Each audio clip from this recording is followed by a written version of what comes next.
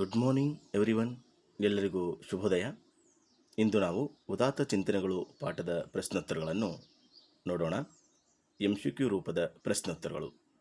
ಮೊದಲ ಪ್ರಶ್ನೆ, ಸ್ವಾತಂತ್ರ್ಯ ಡ್ಯಾಶ್ ಬಗೆಯದಾಗುತ್ತದೆ. ಸ್ವಾತಂತ್ರ್ಯ ಡ್ಯಾಶ್ ಬಗೆಯಾಗುತ್ತದೆ. ಸರಿಯಾದ ಉತ್ತರ 2 ಬಗೆಯಾಗುತ್ತದೆ. ಮೊದಲೇ ಬಗೆಯ ಸ್ವಾತಂತ್ರ್ಯ ಪೌರ ಸ್ವಾತಂತ್ರ್ಯ, ಎರಡನೇದ್ದು ರಾಜಕೀಯ ಸ್ವಾತಂತ್ರ್ಯ. ಹೀಗಾಗಿ ಸ್ವಾತಂತ್ರ್ಯ 2 ಬಗೆಯಾಗುತ್ತದೆ. ಎರಡನೇ ಪ್ರಶ್ನೆ, ಪೌರ ಸ್ವಾತಂತ್ರ್ಯ ಡ್ಯಾಶ್ ಅಂಶಗಳನ್ನು ಹೊಂದಿರುತ್ತದೆ. ಪೌರ ಸ್ವಾತಂತ್ರ್ಯ ಡ್ಯಾಶ್ ಅಂಶಗಳನ್ನು ಹೊಂದಿರುತ್ತದೆ. ಈ ಪ್ರಶ್ನೆಯನ್ನು ಮೇ 2026 ಪ್ರಶ್ನೆಯಲ್ಲಿ ಕೇಳಲಾಗಿತ್ತು. ಹೆಚ್ಚಿಗೆ ಸ್ಕೋರ್ ಮಾಡುವ ಸಲುವಾಗಿ ಮತ್ತೊಂದು ಪರೀಕ್ಷೆ ಇಟ್ಟಿದ್ದರಲ್ಲ, ಆ ಪರೀಕ್ಷೆಯಲ್ಲಿ ಈ ಪ್ರಶ್ನೆಯನ್ನು ಕೇಳಲಾಗಿತ್ತು. ಪೌರ ಸ್ವಾತಂತ್ರ್ಯ ಡ್ಯಾಶ್ ಅಂಶಗಳನ್ನು ಹೊಂದಿರುತ್ತದೆ. ಸರಿಯಾದ ಉತ್ತರ 3 ಅಂಶಗಳನ್ನು ಹೊಂದಿರುತ್ತದೆ. ಪೌರ ಸ್ವಾತಂತ್ರ್ಯ 3 ಅಂಶಗಳನ್ನು ಹೊಂದಿರುತ್ತದೆ. ಮೂರನೇ ಪ್ರಶ್ನೆ, ಪೌರ ಸ್ವಾತಂತ್ರ್ಯ ಹೊಂದಿರುವ ಅಂಶಗಳು. ಪೌರ ಸ್ವಾತಂತ್ರ್ಯ ಹೊಂದಿರುವ ಅಂಶಗಳು ಮೇಲೆ ಕೇಳಲಾಗಿತ್ತಲ್ಲ, ಪೌರ ಸ್ವಾತಂತ್ರ್ಯ ಡ್ಯಾಶ್ ಅಂಶಗಳನ್ನು ಹೊಂದಿರುತ್ತದೆ 3 ಅಂಶಗಳು ಅಂತ ಹೇಳಿದ್ದೀರಲ್ಲ, ಆ 3 ಅಂಶಗಳು ಯಾವುವು? ಉತ್ತರ ಚಲನವಲನ ಸ್ವಾತಂತ್ರ್ಯ, ವಾಕ್ ಸ್ವಾತಂತ್ರ್ಯ ಮತ್ತು ಕ್ರಿಯಾ ಸ್ವಾತಂತ್ರ್ಯ.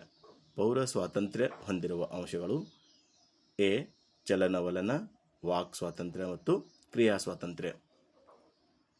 ಪ್ರಶ್ನೆ 4, ಡ್ಯಾಶ್ ಸ್ವಾತಂತ್ರ್ಯ ಮೂಲಭೂತವಾದದ್ದು. ಡ್ಯಾಶ್ ಸ್ವಾತಂತ್ರ್ಯ ಮೂಲಭೂತವಾದದ್ದು. ಪೌರ ಸ್ವಾತಂತ್ರ್ಯ ಮೂಲಭೂತವಾದದ್ದು. ಸರಿಯಾದ ಉತ್ತರ ಎ ಪೌರ ಸ್ವಾತಂತ್ರ್ಯ ಮೂಲಭೂತವಾದದ್ದು. ಪ್ರಶ್ನೆ 5, ಈ ಸ್ವಾತಂತ್ರ್ಯವನ್ನು ಅಭಿಪ್ರಾಯ ಸ್ವಾತಂತ್ರ್ಯ ಎಂದು ಹೇಳಬಹುದು. ಮತ್ತೊಮ್ಮೆ ಕೇಳಿ ಪ್ರಶ್ನೆ, ಈ ಸ್ವಾತಂತ್ರ್ಯವನ್ನು ಅಭಿಪ್ರಾಯ ಸ್ವಾತಂತ್ರ್ಯ ಎಂದು ಹೇಳಬಹುದು. ಸರಿಯಾದ ಉತ್ತರ ಎ ರಾಜಕೀಯ ಸ್ವಾತಂತ್ರ್ಯ.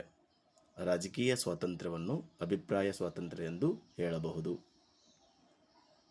ಪ್ರಶ್ನೆ 6, ಡ್ಯಾಶ್ ಇಲ್ಲದ ಕಡೆ ಪರಿಸ್ಥಿತಿ ಏಕತಾನವಾಗಿದ್ದು ಎಲ್ಲ ಬಗೆಯ ಚಲನಶೀಲತೆ ಕುಂದುತ್ತದೆ. ಹಾಗಾದರೆ ಯಾವ ಸ್ವಾತಂತ್ರ್ಯದಲ್ಲಿ ಈ ರೀತಿ ಕಂಡುಬರುತ್ತೆ ನೋಡಿ. ಡ್ಯಾಶ್ ಇಲ್ಲದ ಕಡೆ ಪರಿಸ್ಥಿತಿ ಏಕತಾನವಾಗಿದ್ದು ಎಲ್ಲ ಬಗೆಯ ಚಲನಶೀಲತೆ ಕುಂದುತ್ತದೆ.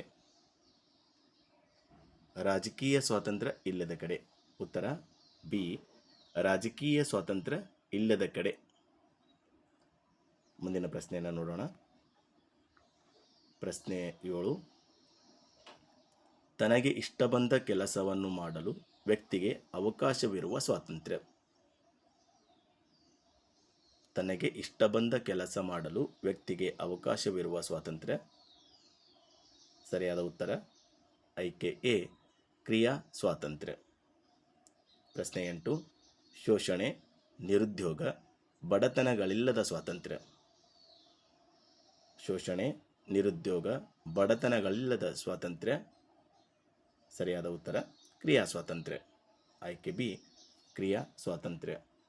ಪ್ರಶ್ನೆ 9, ತನ್ನ ಕೆಲಸ, ಮನೆ, ಆಹಾರಗಳನ್ನು ಕಳೆದುಕೊಂಡು ಬಿಡುವ ಭೀತಿ ವ್ಯಕ್ತಿಗೆ ಇಲ್ಲದಿರುವ ಸ್ವಾತಂತ್ರ್ಯ. ಪ್ರಶ್ನೆ ಇನ್ನೊಮ್ಮೆ ನೋಡಿ. ತನ್ನ ಕೆಲಸ, ಮನೆ, ಆಹಾರಗಳನ್ನು ಕಳೆದುಕೊಂಡು ಬಿಡುವ ಭೀತಿ ವ್ಯಕ್ತಿಗೆ ಇಲ್ಲದಿರುವ ಸ್ವಾತಂತ್ರ್ಯ ಕ್ರಿಯಾ ಸ್ವಾತಂತ್ರ್ಯ. ಆಯ್ಕೆ ಎ ಕ್ರಿಯಾ ಸ್ವಾತಂತ್ರ್ಯ. ಅಂದವಾದ ಅಕ್ಷರ, ಒಳ್ಳೆಯ ಬರವಣಿಗೆ ಶಿಕ್ಷಣದ ಅವಶ್ಯಕ ಅಂಶವಲ್ಲವೆಂಬ ಭಾವನೆ ಡ್ಯಾಸರವರದ್ದು. ಪ್ರಶ್ನೆ ಇನ್ನೊಮ್ಮೆ ನೋಡಿ. ಅಂದವಾದ ಅಕ್ಷರ, ಒಳ್ಳೆಯ ಬರವಣಿಗೆ ಶಿಕ್ಷಣದ ಅವಶ್ಯಕ ಅಂಶವಲ್ಲ ಎಂಬ ಭಾವನೆ ಡ್ಯಾಸರವರದ್ದು. ಸರಿಯಾದ ಉತ್ತರ ಆಯ್ಕೆ ಬಿ ಗಾಂಧೀಜಿಯವರದ್ದು. ಆಯ್ಕೆ ಬಿ ಗಾಂಧೀಜಿ. ಪ್ರಶ್ನೆ 11, ಯಾವ ದೇಶಕ್ಕೆ ಹೋದ ಮೇಲೆ ಈ ಭಾವನೆ ಸುಳ್ಳು ಎಂದು ಗಾಂಧೀಜಿಯವರು ತಿಳಿದರು. ಯಾವ ದೇಶಕ್ಕೆ ಹೋದ ಮೇಲೆ ಈ ಭಾವನೆ ಅಂತಂದರೆ ಮೇಲೆ ಪ್ರಶ್ನೆ ಕೇಳಿದ್ದಾರಲ್ಲ, ಅಂದವಾದ ಅಕ್ಷರ, ಬರವಣಿಗೆ, ಒಳ್ಳೆಯ ಬರವಣಿಗೆ ಶಿಕ್ಷಣದ ಅವಶ್ಯಕ ಅಂಶವಲ್ಲ ಎಂಬ ಭಾವನೆ ಸುಳ್ಳು ಎಂದು ಗಾಂಧೀಜಿಯವರು ತಿಳಿದರು. ಯಾವ ದೇಶಕ್ಕೆ ಹೋದ ಮೇಲೆ. ಸರಿಯಾದ ಉತ್ತರ ದಕ್ಷಿಣ ಆಫ್ರಿಕಾಕ್ಕೆ ಹೋದ ಮೇಲೆ. ಆಯ್ಕೆ ಬಿ ದಕ್ಷಿಣ ಆಫ್ರಿಕಾ. ಏಕೆಂದರೆ ದಕ್ಷಿಣ ಆಫ್ರಿಕಾದಲ್ಲಿರ್ತಕ್ಕಂಥ ವಕೀಲರ ಮುತ್ತು ಪೋಣಿಸಿದಂತಹ ಬರವಣಿಗೆಯನ್ನು ನೋಡಿ ಈ ಭಾವನೆ ಅವರಿಗೆ ಸುಳ್ಳೆಂದು ತಿಳಿಯಿತು. ಪ್ರಶ್ನೆ 12. ಅಂಟು ದಿಸ್ ಲಾಸ್ಟ್ ಪುಸ್ತಕ ಬರೆದವರು ಯಾರು? ಅಂಟು ದಿಸ್ ಲಾಸ್ಟ್ ಪುಸ್ತಕ ಬರೆದವರು ರಸ್ಕಿನ್. ಆಯ್ಕೆ ಬಿ ರಸ್ಕಿನ್ ಸರಿಯಾದ ಉತ್ತರ. ಮುಂದಿನ ಪ್ರಶ್ನೆಗೆ ಹೋಗೋಣ. ಗಾಂಧೀಜಿಯವರ ಮನಸ್ಸನ್ನು ಸೆರೆ ಹಿಡಿದ ಪುಸ್ತಕ. ಗಾಂಧೀಜಿಯವರ ಮನಸ್ಸನ್ನು ಸೆರೆ ಹಿಡಿದ ಪುಸ್ತಕ ಅಂಟು ದಿಸ್ ಲಾಸ್ಟ್. ಆಯ್ಕೆ ಸಿ ಅಂಟು ದಿಸ್ ಲಾಸ್ಟ್. ಪ್ರಶ್ನೆ 14. ಗಾಂಧೀಜಿಯವರು ಅಂಟು ದಿಸ್ ಲಾಸ್ಟ್ ಪುಸ್ತಕವನ್ನು ಯಾವ ಹೆಸರಿನೊಂದಿಗೆ ಗುಜರಾತಿ ಭಾಷೆಗೆ ಅನುವಾದಿಸಿದರು? ಪ್ರಶ್ನೆ ಇನ್ನೊಮ್ಮೆ ಕೇಳಿ. ಗಾಂಧೀಜಿಯವರು ಅಂಟು ದಿಸ್ ಲಾಸ್ಟ್ ಪುಸ್ತಕವನ್ನು ಯಾವ ಹೆಸರಿನೊಂದಿಗೆ ಗುಜರಾತಿ ಭಾಷೆಗೆ ಅನುವಾದಿಸಿದರು? ಸರಿಯಾದ ಉತ್ತರ ಆಯ್ಕೆ ಬಿ ಸರ್ವೋದಯ ಹೆಸರಿನೊಂದಿಗೆ ಗುಜರಾತಿ ಭಾಷೆಗೆ ಅನುವಾದಿಸಿದರು. ಆಯ್ಕೆ ಬಿ ಸರ್ವೋದಯ ಸರಿಯಾದ ಉತ್ತರ. ಪ್ರಶ್ನೆ 15. ಡ್ಯಾಶ್ ಮಾತ್ರ ಆಘಾತವನ್ನು ಸಹಿಸಬಲ್ಲದು. ಇದಕ್ಕೆ ಸರಿಯಾದ ಉತ್ತರ ಸಂಸ್ಕೃತಿ ಮಾತ್ರ ಆಘಾತವನ್ನು ಸಹಿಸಬಲ್ಲದು. ಆಯ್ಕೆ ಬಿ ಸಂಸ್ಕೃತಿ. ಪ್ರಶ್ನೆ 16. ವೇದ ವೇದಾಂತಗಳ ಮುಖ್ಯ ಪಲ್ಲವಿಯೇ ಡ್ಯಾಶ್. ವೇದ ವೇದಾಂತಗಳ ಮುಖ್ಯ ಪಲ್ಲವಿಯೇ ಶ್ರದ್ಧೆ. ಸರಿಯಾದ ಉತ್ತರ ಸಿ ಶ್ರದ್ಧೆ. ಪ್ರಶ್ನೆ 17.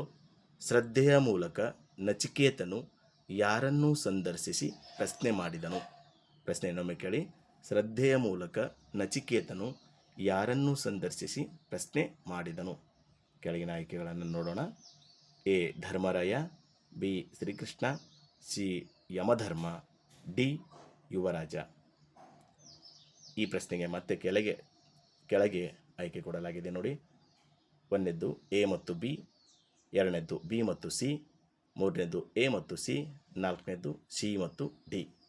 ಈ ಪ್ರಶ್ನೆಗೆ ಸರಿಯಾದ ಉತ್ತರ ಆಯ್ಕೆ 4 ಸಿ ಮತ್ತು ಡಿ. ಶ್ರದ್ಧೆಯ ಮೂಲಕ ನಚಿಕೇತನು ಯಾರನ್ನೂ ಸಂದರ್ಶಿಸಿ ಪ್ರಶ್ನೆ ಮಾಡಿದನು.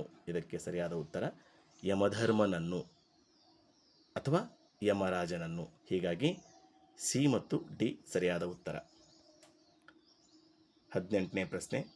ಯಾರೂ ದುರ್ಬಲರಲ್ಲ, ಆತ್ಮ ಸರ್ವಶಕ್ತ ಸರ್ವಜ್ಞ, ಹೇಳಿ ಯಾರಿಗೂ ಮಣಿಯಬೇಡಿ. ಈ ಹೇಳಿಕೆ ಯಾರದ್ದು? ಸರಿಯಾದ ಉತ್ತರ ಸಿ ಆಯ್ಕೆ ಸಿ ಸ್ವಾಮಿ ವಿವೇಕಾನಂದ.